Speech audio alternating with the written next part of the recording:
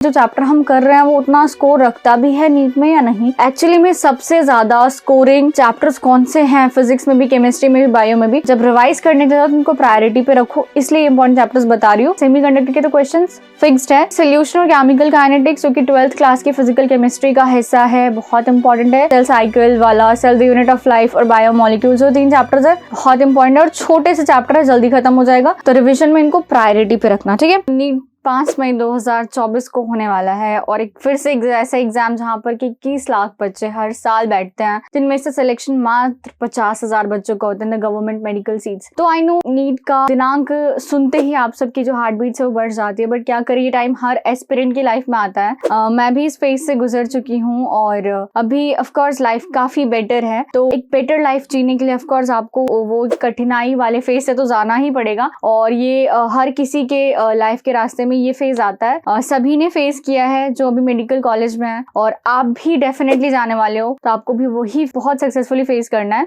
बात करते हैं कि ऐसे टाइम पे हमारा सिलेबस कंप्लीट हो रखा है या कुछ का सिलेबस भी कंप्लीट नहीं हो रखा है और एक डाउट सा है मन में कि जो चैप्टर हम कर रहे हैं वो उतना स्कोर रखता भी है नीट में या नहीं। इस चैप्टर को हम 10 दिन दे रहे हैं, उस चैप्टर को हम 5 दिन दे रहे हैं, क्या हम सही वेटेज वाइज दे रहे हैं चैप्टर को टाइम या नहीं, या उस इजी वाले चैप्टर को हम रिवाइज कर पा रहे हैं, उस लंबे वाले चैप्टर को डर के हमारे रिवाइज नहीं कर पा रहे, क्या ये चीजें सही है। तो कोई हमको बस इतना बता दे कि कौन से चैप्टर का वेटेज ज्यादा है या फिर एक्चुअली में सबसे ज्यादा स्कोरिंग चैप्टर्स कौन से हैं फिजिक्स में भी, केमिस्ट्री में भी, बायो में भी, ताकि आप जब रिवाइज करने के लिए बैठो तो उस प्रायोरिटी के अकॉर्डिंग रिवाइज करो, ताकि इंपॉर्टेंट चैप्टर, स्कोरिंग चैप्टर्स आपसे छूट ना जाए, ठीक है। तो वीडियो उसी के ऊपर होने वाली है कि फिजिक्स में इंपॉर्टेंट चैप्टर्स कौन से हैं, केमिस्ट्री में कौन से हैं, बायो में कौन से हैं। क्या इनका ये मतलब है कि पूरा पेपर जो 720 मार्क्स का होने वाला है वो इतने इंपॉर्टेंट चैप्टर्स में से आएगा? नो, बल्कि इंपॉर्टेंट चैप्टर्स कुछ ऐसे बोल रहे जिनसे कि आपके 550 प्लस आ जाएंगे, लेकिन जब रिवाइज करने के बाद उनको प्रायोरिटी पे रखो, इसलिए इंपॉर्टेंट चैप्टर्स बता रही हूँ। तो फिजिक्स में आपको करना है units and dimension, modern physics के फिर जो चैप्टर्स है, एटम्स हो गया,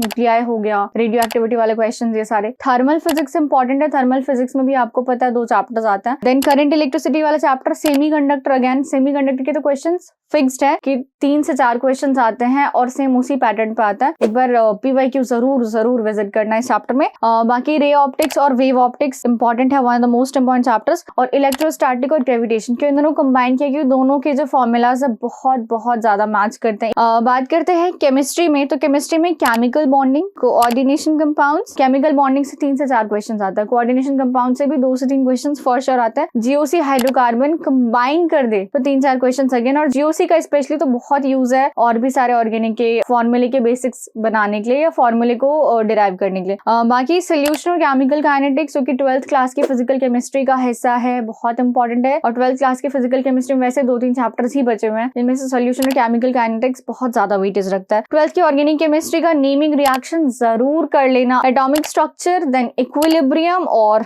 mole concept, of course the very basic chapter. तो ये हो गया आपका केमिस्ट्री का। बात करते हैं बायो का। बायोलॉजी में कौन से मोस्ट स्कोरिंग चैप्टर्स हैं? तो बेसिकली वो है बायोटेक्नोलॉजी। बायोटेक्नोलॉजी में आपके पास 2 चैप्टर्स आते हैं, बायोटेक्नोलॉजी प्रिंसिपल्स एंड प्रोसेसेस और biotechnology and it's applications. Principles and processes का लास्ट में तो पूरा प्रोसीजर दे रखा है ना, दैट्स इंपॉर्टेंट। बाकी एप्लीकेशंस वाले चैप्टर में जैसे इंसुलिन दे रखा है, बहुत सारे आपको जो एप्लीकेशंस दे रखे हैं वहां पर हर एक का नाम आपको रटा हुआ होना चाहिए विद इट्स एप्लीकेशन, ठीक है। बात करते हैं जेनेटिक्स। जेनेटिक्स में principle of inheritance and variations आता है, मॉलिक्यूलर बेसिस ऑफ इनहेरिटेंस आता है और इवोल्यूशन वाला चैप्टर आता है। तीनों बहुत ज्यादा इंपॉर्टेंट है। इवोल्यूशन में स्पेसिफिकली मैं बोलूंगी जो होमोलोगस और एनालोगस ऑर्गन्स है ना, वो देख लेना कि 2023 में इनके बेसिस पर मैचिंग आया था। सेल वाला जो यूनिट है, सेल साइकिल वाला, cell the unit of life और बायोमोलिक्यूल, जो 3 चैप्टर्स है बहुत इंपॉर्टेंट है और छोटे से चैप्टर है, जल्दी खत्म हो जाएगा, तो रिविजन में इनको प्रायोरिटी पे रखना, ठीक है। Last but not the least, human physiology. तो ह्यूमन फिजियोलॉजी में डाइजेशन एंड एब्जॉर्प्शन को हटाकर आपके पास अभी भी 6 चैप्टर्स बचे हुए, जिनमें से नर्वस सिस्टम वाला और केमिकल कंट्रोल एंड कोऑर्डिनेशन बहुत ज्यादा इंपॉर्टेंट है और ये टाइम कंज्यूमिंग भी है और याद भी नहीं होता है, कॉम्प्लिकेटेड भी है, बट इट्स वेरी इंपॉर्टेंट, ठीक है। तो यहाँ पे वीडियो का एंड करते हैं। अगर रिवाइज करने के लिए जा रहे हो तो इन सब चैप्टर्स को प्रायोरिटी पे रखना, उसके बाद बाकी सारे चैप्टर्स करना, because these are the chapters जिनका की बहुत ज्यादा स्कोरिंग स्कोप है इन द नीट का एग्जाम, ठीक है। तो थैंक यू,